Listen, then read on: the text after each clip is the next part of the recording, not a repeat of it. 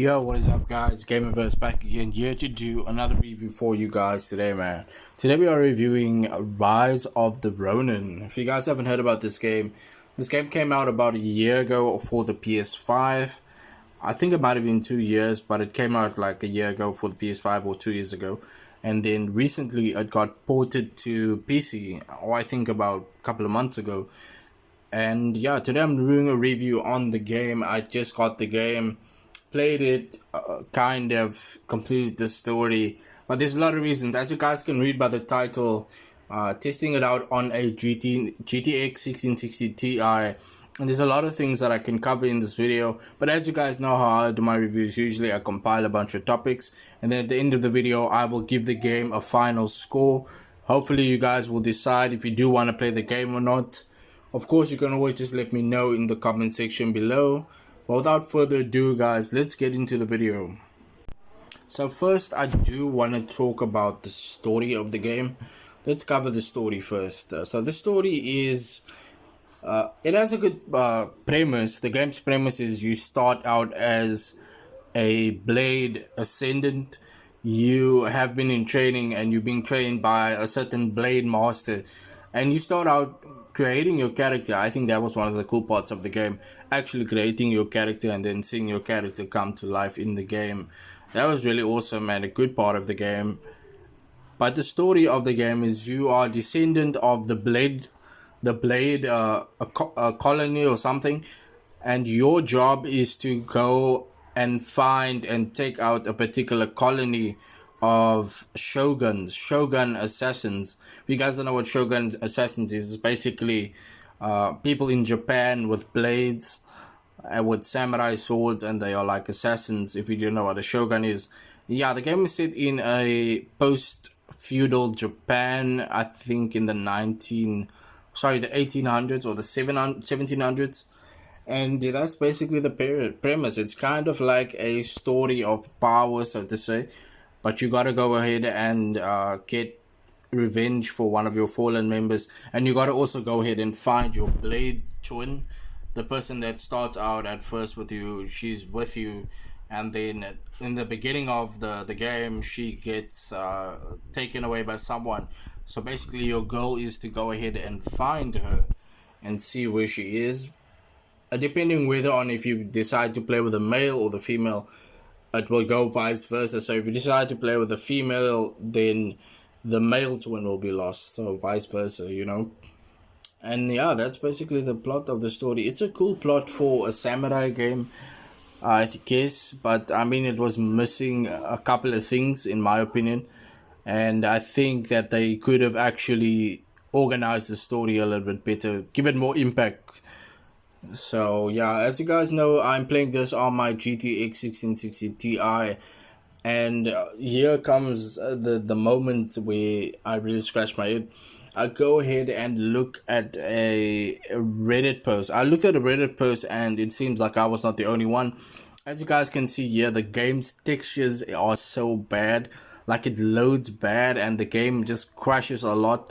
It overclocks the GPU way too much. Like, the GPU just goes to 100, even in dense areas with little to nothing foliage and not a lot of things inside. The game just renders very bad. But the strange thing is, when I started the game, there wasn't any rendering issues. So there were many rendering issues that I ran into. And like I told you guys, I checked the Reddit out and I saw that I was not the only one. Apparently everybody on PC is having problems with this game. It overclocks your GPU. It just has so many crash issues. So much crash issues in the game, and so much like texture issues, and it just makes the game borderline unplayable in my opinion. So like I said, I played the story about halfway, and then I just checked out how the game ended or whatever. But it makes the game very unplayable. And I think for PS5 owners didn't really have this problem, though they ran into a couple of issues, but not as much as PC players, right? So I don't know, guys. Like, if you want to play this game and you have like a high-end PC, even if you have like a 12 gig graphic card and 30 32 gigs of RAM with the i9 computer, you're still gonna run into these issues. A lot of people that have like a high-end system ran into a lot of these issues. As you guys can see on screen, the graphics that I tested was low, medium, and high. The upscaling options are FSR 2.5, TSR, and TAA, with a lot of problems with the shadows, volumetric foliage, with the physics, and it is VRAM heavy. And that's one of the things that really just discouraged me and a lot of other people to play the game. The performance benchmarks might look good at, like I said, at the start of the game, but as soon as you get past the start of the game, expect to see a lot of like rendering issues. The starting area works very much fine, but once you start entering like the open world, the traversal and the combat, it doesn't work properly at all. The game renders so bad, and the game runs smoothly. The FPS isn't bad. Like the FPS will stay at 40. It wouldn't even cap 60 sometimes, but it would be 50 to 40, which isn't bad. But I mean, but if you have these issues like these glitching problems, the enemies in the game are invisible, and that happens a lot. That happened a lot through the game. Like the enemies would be invisible. I would have to reload the game in order to get it to the issue to go away, but then the issue would just keep on popping up and popping up. That's minus the GPU load and the VRAM usage spikes, and also CPU bottlenecking that happens. And yeah, guys, I just think it was a big mistake for me to even install this game. Don't get me wrong, I do like a very good Japanese samurai type of game, but with the massive like crashing issues, and even some of the boss fights just destroyed by the lag in the game, textures failing to load, and my GPU hitting like 100% on thermal plus the thermal spikes. I just don't think that it would make sense for me to like completely play the game in the state that it is. And I went ahead and look up on their website what if they're planning to fix it or anything. Apparently they did plan patches, but the patches didn't really fix anything on their website for PC users. People that are buying the game from Steam are very upset because of these issues. You can go ahead and optimize your NVIDIA control panel settings, but that won't really fix much. Even turning down the settings in game, like I turned everything to low, with the lowest resolution, the game still had all of these issues. So that really makes you think like what the developers had in mind when they were doing this. I mean, who tested the game before the game was published? Who tested the game, and how could they just go ahead and leave us with these issues? But anyhow, guys, the visual quality review, like I said, there is good texture quality sometimes, there's good lighting in the game, but all of these goes null because of the rendering problems. When you play the game will look like a low poly PS3 type of game. I mean, who wants to play a game like that? And it sometimes would even look like a PS2 type of game. The combat in the game isn't bad. Like I enjoyed the combat and everything, but to play a game like in the state that it is, I just think it gets too blurry at times, and it doesn't perform well. Next, guys, let's talk a little bit about the gameplay experience. On an aging GPU, you will probably have a lot of input delay. If you have the same GPU like me, there will probably be issues with the FPS depending on what settings you have it, camera stutters and things like that.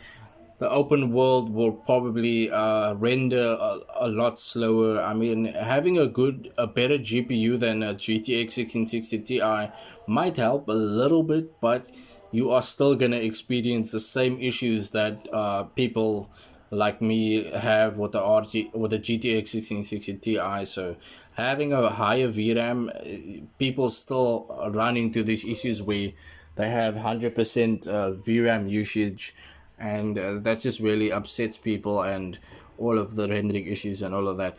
But all of that bad aside, guys, I don't think it's a bad game. I don't think it's a bad product. It's a really good product. I really enjoy the fact that you create your own shogun or Japanese blade assassin, whatever you want to call yourself. It was cool, but I mean, just at least make your game playable.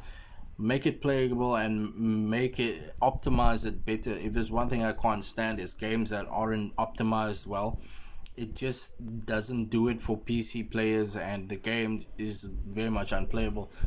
But I mean, it could be a cool game. You know, if you're on PS5, I just want to say you probably are enjoying the game.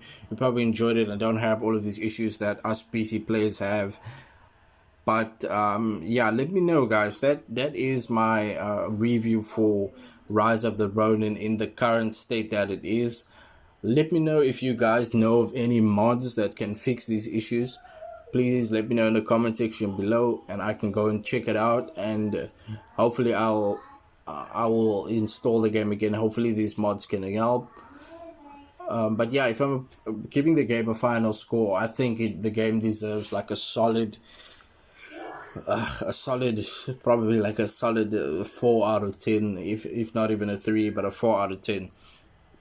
I think it's a good game. It has good combat, it has a good story, but playing the game in the performance that it is, it's just not good. But let me know if you guys have played the game before, if you're planning to play it. Let me know what your experience is like. And of course, guys, if you enjoyed this video, let me know by liking and subscribing to my channel for some more awesome content like this.